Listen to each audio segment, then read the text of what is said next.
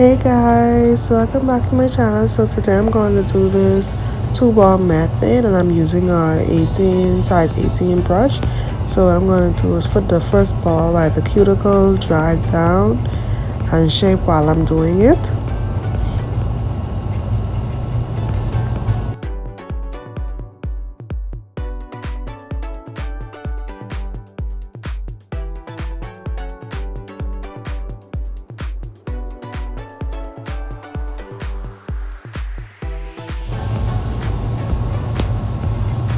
So now what I'm going to do is place the second ball right in the middle where I stopped the first ball and then drag down. As I'm dragging down, I'm shaping and flattening and molding the snail. So that's it.